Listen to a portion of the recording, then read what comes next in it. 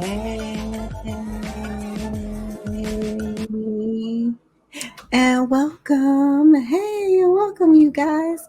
I meant to wash my face, put a little makeup on, give it a little razzle dazzle, but here I am. Here I am.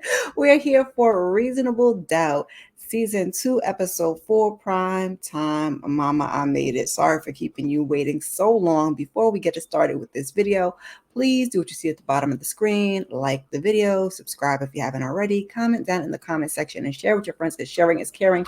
And above all else, doesn't say it, but turn on your notifications, please.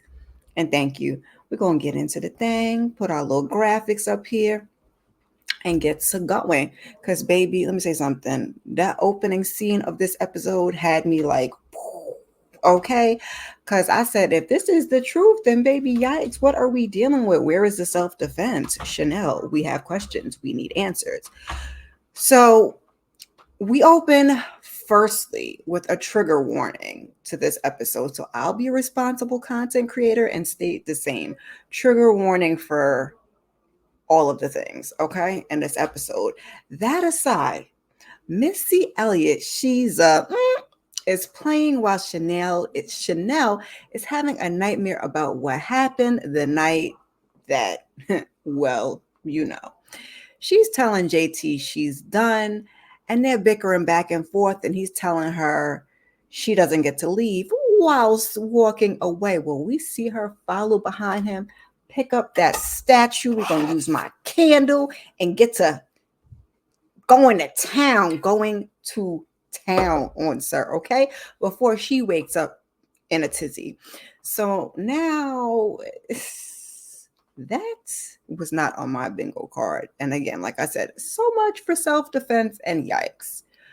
What a way to start our episode, right? So we see Lewis and he's picking Spenser up from school. And initially I did consider leaving out the Spenser scenes, the few that we have, altogether, but we got a pretty strong message at the end, so I didn't want to leave that out. That said, Lewis finds out that Spenser auditioned for Hamilton on the school's IG page, and he seemed shocked that like he would try out for a musical. So he tells him Blasting Gunner is a long way from wigs and tights. Baby, hold on to that wigs and tights, okay? He says, it's cool. He's just surprised. But then Spenser is like, he kept it on the QT because it conflicts with basketball. Baby, why he say that, okay? Because Lewis is concerned that he's quitting and he thinks that it has something to do with the girl. But Spenser says, it's not that, Dad, And Lewis just wants to make sure that he doesn't regret anything. And honestly, as we'll come to find out, this is more about Lewis and less about Spenser. So Jax is at the office and she's watching Shanelle's session with the therapist that was kind of going over things with her when Daniel comes in.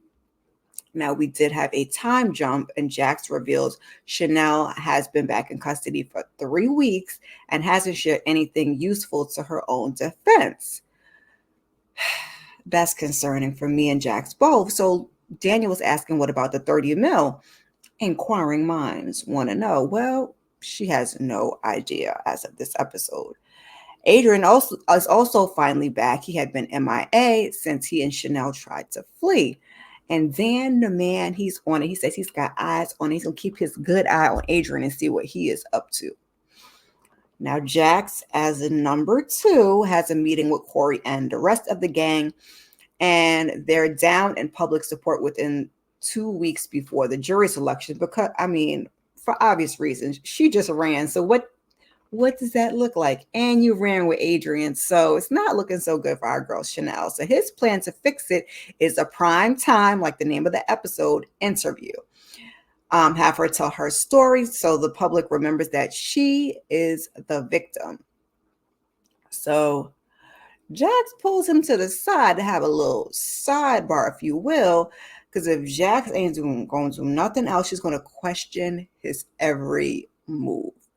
Now, she didn't think that it was allowed, and it feels like everything that Shanelle says will be weaponized by the prosecution. Now, I tended to agree with that, but we know Corey's methods are kind of unorthodox, but for this one, this was 1 point for Jax, in my opinion. It's risky, but Corey says he's got it handled, even the interviewer. So he's convinced Jax. Now Jax has to go convince Shanelle. So she just does just that. She heads on over to the jail to tell her the story deserves to be heard, but also that she needs to talk about why she fell in love with JT.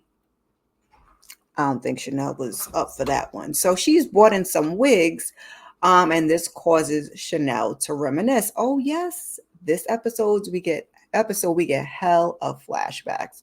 So we take it back to August 2007 when Shanelle and JT first met at a photo shoot where she is running things. Okay, boss lady. Shanelle is not impressed at all. And baby, you know they like that. The less impressed you are, the more interested they are. So he invites her to a game, but Shanelle hits him with a, I don't know you, and she doesn't like football. But he wants to change all that. So he offers to fly boss lady, like I said, as he's calling her, to the ATL. Next thing we know is September 2007, and they are laid up in the covers, baby. Okay, and he is fawning over her body. Ooh, she is so beautiful to him. And her being a boss and her being confident. And he's asking if, were you always this way? And she's like, no, I had my insecurities in high school. I was a little chubby.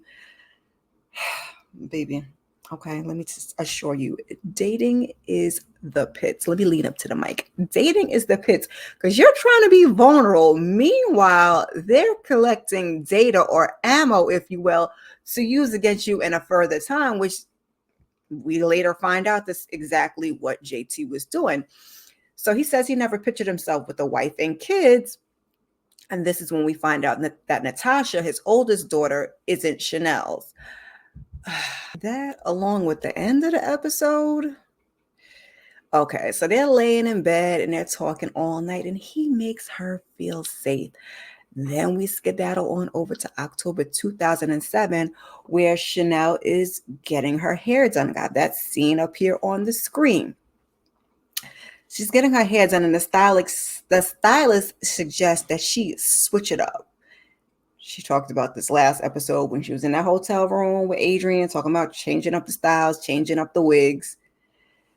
So that leads us back to the conversation that she's having with Jax in the present. Now, she says she'll do the interview, but she is not doing these wigs anymore, which I think was a good idea for her. People to see the real Shanelle, natural face, natural hair, just giving, good old wholesome and relatable type of woman instead of the gold digger that they've been painting her out to be. So Jax is getting ready for Chanel's interview when Lewis is asking her, did Spenser mention anything about Hamilton? She's like, no, but I think that's cool. Moms, we'd be down for our kids, whatever they want to do. We'd be like, oh, it's so exciting. So he's like, it conflicts with basketball. So she's like, I mean, the little ninja ain't going pro. He spent all summer working on his game and he shot up 5 inches. This is Lewis talking. So he feels like it's just going to be a waste of his time. More so, like I said, Lewis's time than Spenser's. Anything that kids do, they don't ever consider a waste of time. They'll just do stuff and then change the course and they'll just be totally fine with it. But Jax has to go do lawyer things. Now, maybe Jax shouldn't have said what she said about the ninja not going pro, but also Spenser does not have to live out his father's dreams, which so frequently kids and parents can be guilty of that. So soon as Jax steps out the door, Lewis gets a call from the school about Spenser, but we're going to circle back to that later. So Adrian is at some clear man's house, fresh from Jamaica. We find out where he was laying low, courtesy to this man. This the man we see up here in the top corner. He's annoyed that he went on the run with Shanelle and did not secure his $30 million. Baby, the puzzle is, everything is unfolding, if you will. So he wonders if he caught feelings for Shanelle. And he talks about the power of the P. But Sir wants his money, okay? He's not here to play with Adrian. And Adrian's like, listen, we need to be patient and wait till after the trial. Sir gives him a little, what does the 5-finger say to the face? Okay. Again, he wants his money. He's like, I don't have a P, okay? So get her done. Adrian's like, listen, I cannot get you all of your money right now, but I can get you some of it. So Daniel, of course, Dan the man is on the case. He's outside watching as Adrian leaves. So he calls Jax to check in. And at this point, he's not quite sure who the homeowner is. And now it's time for Shanelle's interview with old girl. We see her down here, old girl, that Corey was smashing when we was introduced to him at the end of episode 1. She and Corey are going over the questions, and she's not happy with their arrangement because it seems that he is benefiting more than she is.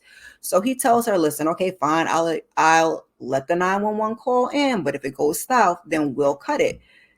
Who is we? She did not realize that Jax was also going to be there. So Jax is kind of picking up at this point a little bit on the energy, but Corey says she's solid. So Tanya is her name. She's asking Shanelle, she's got like the cover of Essence, let's just say, I forgot what the name of the magazine is. And she's asking if it was all real, or if she was hiding things from the beginning. So she said she was in love with she was always in love with JT. And we get another flashback to March of 2010. So now, baby, this is what, 3 years later? Shanelle has a gig on Monday, but he wants her to skip it and stay there with him. He says he wants the things that all the other players have, and that's somebody to come home to. The long distance and the back and forth just isn't working for him. So frustrated, he's like, I guess I'm gonna have to do this now. I mean, sir, not all right. Like, all right. He takes a knee and pulls out the ring and asks her to be his wife. And she gleefully says yes. I said, well, I guess the ring, that's all it took. She didn't fight. She didn't hesitate. She just went with it. So she says, even till the very end, she loved him. So someone walks up and whispers a little into Tanya's ear and gives her a piece of paper. So she's scrolling through the photos on this tablet of Shanelle's abuse, and she asks Shanelle why she hid the photos. But she said she wasn't trying to hide them. They were insurance that if JT took her out, that people would know the truth. So the lady asked her, when did the abuse start? Mentally or physically? Baby, that'd be the whole kicker, okay? I haven't so much been through physical abuse, but the mental, people do not realize, has long-term effects because it's still affecting Shanelle and it stays with you for a while. But she wants to know about physical. So she says it got physical the night of his retirement party in January of 2017. Now, this is 7 years later. Shanelle is cleaning up and she's looking for JT's help, but he's busy scrolling through his phone, baby. He's like, yeah, once you put the trash together, I'm going to take it out, sir. That's not what she was looking for at all. So she's like, it's not like you have a game tomorrow. And baby, I'm like, why did she say that? Because he didn't like that. He started to get aggravated at that point. She's like, listen, I've been up 4 times in the middle of the night with our new baby. I done drove your other daughter to your mom's house and got everything set up before you crawl out of bed at noon. Sir, really? Be for real. Be so for real. And she's like, and a thank you would be nice. But he wants appreciation because she can't throw a football. I was like, Shanelle is like, you throw that money in my face all the time when you know I do not care. But, he's talking slick and tells her to shut the F up because, he's saying how she quit her job, all of the things. Like, he didn't have anything to do with that. She's like, don't talk to me like that. Baby, I understand it. Because what you're not going to do is talk to me any old kind of way. So again, he's all of this, but he still got the phone. So she's like, who are you texting? He's like, you don't want to answer that. So finally, this ninja going to show her a picture of a 26-year-old. I mean, it's honestly just her breath. He's like, everything is where it needs to be. I should have known you blow up after the baby, being that you were a former fat girl. You see how I said they use it for ammo? They hold on to it. You trying to be vulnerable. They collecting the data for later to throw it in your face, which is exactly what he did. So he grabs her arm and she's like, I'm not one of your groupies. So he then pushes her into the wall. And he tells her, now you take out the garbage. And then we hear the baby crying in the background. And for me, I wish they had chose a different time. So it wouldn't seem like, oh, he retired and then started to, abuse her physically because he felt like less than. Like, I don't want anything where we could possibly be looking at JT with like a sensitive type of aspect because They could have chosen another time, but this is what we decided to go with for the show. So meanwhile, in the present, since Spenser gets expelled from school for fighting, and he tells Lewis that he was being bullied. So Lewis is like, okay, I get it. Next time, walk away. So they're good. But he's like, you're going to be on your own when your mama gets home. So he's like, you did sometimes what we as men have to do. And I'm like, I ain't sending a little bit of mixed messages, which, I mean, sometimes that is part of being a parent, because stand up for yourself, defend yourself, and also walk away. It's a lot to take in, because you don't want the kid to be bullied, but you don't want the kid jumping on somebody. Being a parent is back at the interview, though. Tanya questioned Shanelle choosing to stay. You never stayed with somebody longer than you probably should have. She's saying to Tanya. I said, a word. A word. Women, get down in the comments. How many times have we stayed longer than we should have? So she starts to play the 911 tape. Jax is not happy. Shanelle starts to look a little disturbed, and Jack jumps up and she stops the interview. Now Chanel's crying. Corey looks annoyed because, again, he's supposed to be first chair. He's supposed to be in charge, and Jax is letting her feelings take over. So much so that she's having a panic attack out in the hallway. Again, so much for second chair. So Jax tells Shanelle, like, you don't have to go back in there. And Shanelle is not so sure how good the good parts were anymore. Like, sometimes when you start to reflect back and you thinking they were wooing you and they were whining, dining you, and then it sounds to me more like love bombing, if you ask me, is what was going on. But sometimes when you're in the situation, you can't see it till you're out of it and you reflect back. So she's like, Tanya's right. She should have left a long time ago and none of this would have happened, because she don't want to see anybody end up, being unalive. But Jax, as her friend, she's telling her how strong she is and that she's still reeling from what happened to her with Damon, and that she's on antidepressants. So she's like, we shouldn't have to defend ourselves against these insecure and unstable men. Again, a whole ass word. So Jax again tells her, like, you don't need to go back in there, but, I need you to know that it's not too late, because both of them are just feeling down. They're reeling, they're going through it. And I understand some people are a little insensitive to what Jax is going through. I've heard from some other content creators, but she's basically having a little PTSD, anxiety attack. And it's not that she's trying to steal Chanel's thunder, so to say, but she was physically having a panic attack. I digress. Now, I'm going to put this scene here because somehow it got out of order in my notes, because sometimes when I'm making notes on the tablet, like, I put stuff for later and to try to group things together so we're not jumping back and forth too much. But Adrian, we see him go into a bank. Daniel's on him. Daniel's outside watching in the car.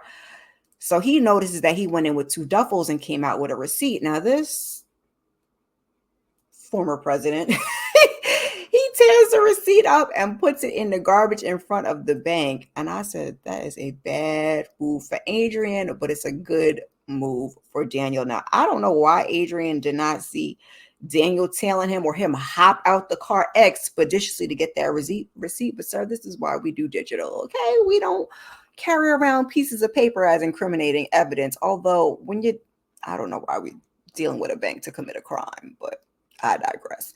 So Corey and Tanya are going back and forth over at the jail because, Jax pulled Shanelle. But finally, Shanelle, because they're going back and forth as to whether it's going to hurt her or help her and see if you get somebody else to interview her. But Shanelle does come back out because it was about to get ugly. But they can continue. So Tanya starts to talk about JT's charitable deeds, and Shanelle was like, okay, Bill Cosby was charitable too. I said, baby, touche. You comparing him to Bill Cosby, ma'am, be for real. And she's like, it shouldn't be a surprise that people behave differently when no one else is watching. Because exactly what did that have to do with the price of tea in China? Like, are we here to shine a light on JT? Or are we here to get Shanelle's side of the story? So she said JT was a monster and he taught her to be his student. Okay, so we get another flashback to 3 months before JT's demise.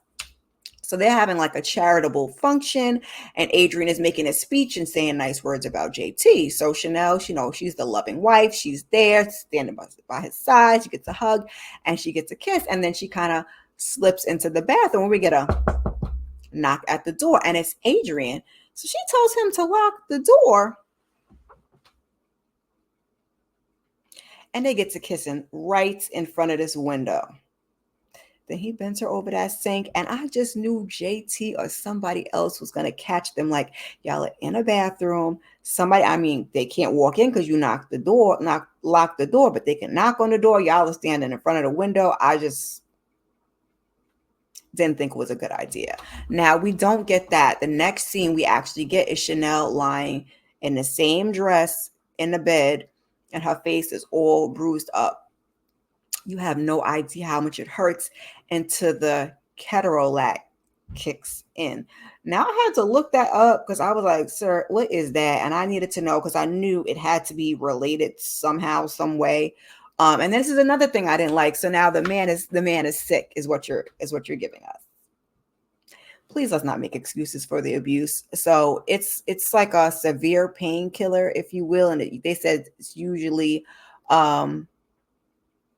follows like an operation or procedure, but again, I moving forward. So he's sweating and she's, patting him dry. He tells her, I need you here till I can fall asleep. And he apologizes for hitting her. Well, kinda. He says that he did it because she thought she had left him when she disappeared at the party. So she tells him, no, I'm still here for you. He's like, I appreciate you. And he tells her, no one is ever going to love you as much as I do. Good old manipulation 101. So back at the interview, she's saying, imagine someone putting your face through a wall and begging you to take their pain away. I don't know when I stopped recognizing myself or why, she comforted him. As a woman, we gonna do it. We're gonna comfort. It's innate. It's in us. So Tanya's like, something had to change. Did you defend yourself before? And she wants to know what the difference was between that night and, the night that he passed away and any other night. Was it the pregnancy? Skirt. Say what now? JT was having an affair with a woman named Tony Holly. So she pulls out a check. That's what the paper was. That was to pay for, a little chop shop procedure. So Shanelle had no idea. So Tanya is pressing her and, is very much giving victim blaming. So Chanel's like, stop, okay? I had enough. You've been picking me apart and asking me to explain JT's behavior. What if the plan from the beginning was for him to dominate and expose my insecurities? And we definitely saw in this episode the escalation of the manipulation from JT. Like, we didn't get so much of the physical abuse, but they definitely gave us the mental little small things, a little love bombing, a little, laying the foundation, if you will. She's like, what if the salon wasn't a gift, but love bombing? Exactly. What if she was slowly being stripped of her humanity? The proposal was about her getting her to quit her job and rob her of her independence. So she's given this whole long speech, baby. The speech was powerful as she's, talking about him parroting her insecurities. His entire, game is to rob her of choice. Like it was hitting me in the feels, and you could tell it was hitting Tanya in the field. She's like, I'm sure that there's a reason that he's the way that he is, but it's not my job to care or figure it out anymore. I said, hallelujah and amen, sister. Okay. So she's like, the only thing I'm guilty of is choosing my life for the first time. Now, after we wrap up this interview, Corey isn't happy about, her with the pregnancy reveal, but she's kind of like, it was too good for her not to hold back. He's flexing about getting her the interview, but ma'am is over it. She is over Corey. And she's like, she's put up with the situationship for far too long. So Jax walks up and asks her where she got her information from. And she's like, ask and answered. I mean, maybe she was not feeling Jax. So when she walks away, Jax kind of puts the pieces together. And she's like, really, Ninja? Again, I think what folks did not realize about this whole thing is that the interview could have completely gone left, south, whichever direction you want to say, if this woman had, gotten her feelings, and it did kind of seem that way. So people were like, oh, well, they were in a situationship, and what was the big deal? Because this was a major interview for a major client of somebody that feelings you were playing with I digress. So Spenser, he's bragging on the phone. Oh, my dad was with it, and he ain't never going to come at me with that gay ish. But dad is ear hustling at the door. It's like, hang up the phone. So they have a real needed conversation. He's like, people can't accept the fact that he could play ball and do a play. Somehow it makes me something I'm not. And honestly, he's like, it was his dad's words that cut the deepest, the whole tights and wigs. And the only reason he could do it is for a girl. So Lewis is like, oh my God. So he has to apologize for what, he said to him, because that really affected him. Again, serious, much needed conversation, and him and Jax are going to talk about it in a minute. So we get a quick scene of Jax calling the therapist and asking for something more long term. And I was curious, like, what was more long term than the medication that she was on, but maybe we'll see that, play out when we get further into the season. So now when she gets home, Lewis is having him a stiff drink, and he tells her that Spenser got suspended for hitting some kid that says some homophobic ish, but he was really hitting Lewis and not the kid. He didn't realize that he had a blind spot with his brother being gay and his father being cruel about it. And this is an important conversation to have. Jax assures him that even with his blind spot, that he's doing better than his dad. And it is really important, because while he is sensitive to his brother and not being the person his father were, you just don't realize how insensitive you could be on some other aspects. Like, I could totally relate to that, because I am having sensitivity towards one of my kids while having to watch what I say and what I model to my other two. So it's just something you have to be really mindful for. And I thought that was an important conversation. For as much of an ally as you could feel like you are, you could still have a blind spot and communicate the wrong thing. So we as parents and people need to really be mindful of that.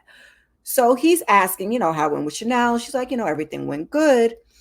And now they have to wait. She's like, you remember, Hattie's mom, Tony? He's like, yeah. Lewis is so not a good liar. And so his face and everything, he's like, apparently, JT knocked her up and paid for her and signed with a signed personal check. But the moms at school say that she's showing. So obviously she didn't get rid of it. And Lewis hits her with a damn, that's crazy. Baby, his face. Okay.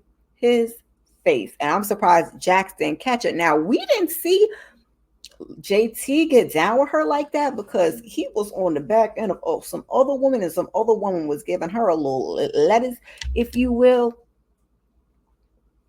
But perhaps they did have, the intercourse in another situation. And I would think that Lewis used a condom, but here we are. So now what I think is, I feel like Jax is going to find out about the baby and the Lewis situation. I knew when he said to her that she didn't know the woman, that this was going to come back to bite him in the ass. And here we are. So she's going to find out, in my opinion, and sleep with Corey. And then it ends up not being Lewis's baby. And I just hate to see it, because they kind of trying to set that up with Jax and Corey. And like, that's just not even what I want them to do with this show. I really hate that. But here we are. So Daniel stops by and he says that Adrian was with JT's business manager, whose name is Evan Gerard. Adrian made a $10 million deposit into an account associated with Gerard called Will Goose LLC, and is run by a trust, and the trustee is JT. So Jax is like, athletes get into real estate all the time with trust, little, shell corporations, what have you. 2 days before they die, Daniel's asking, I'm like, it's a good question. So Shanelle is in her cell, and they give us yet one more flashback for this episode. Same scene as at the beginning of the episode, only she says she's leaving and he is following her. She says she'll leave with nothing, but she's taking the kids. Baby, why she say that? So he grabs her hair, and she gets hit. She hits a piece of furniture and she goes down, but she gives him a kick. Why did my kick have to land? She gives him a kick, but he grabs her, pulls her clothes. He gets to, and she essentially sees her life flash before her eyes. Like they say, we see her with the flashback, and then all of a sudden, someone hits JT in the back of the head. So now Shanelle can breathe. And she starts to get up and she kind of looks surprised. So just then, Jax asked Daniel, what if Shanelle was protecting someone else? And that is basically where the episode ends. Now, I don't think it's Adrian. I think maybe he could have helped her after the fact with like the cleanup or the body being moved. But I don't think that she would take the fall for Adrian for something like that. I think that it's either going to be the oldest daughter, JT's daughter, who he told Shanelle in the flashback in the episode that her mom had issues, and I believe the oldest daughter's mom is being portrayed in this season by Candy Burris. So I think she's going to appear in court. But I think it was either the daughter that she would protect on that level, or her cousin Sally. Just my opinion, you guys, just my opinion. I'm going to wrap this video up because I took long enough to get it up to you guys. So again, like it says on the bottom, please like, comment, share, and subscribe. Share this video where you share your video to help your girl get to where she needs to be. Here I am. Keep your notifications on for the next video. Check out some of my other content, and I will see you guys in the next video. Peace.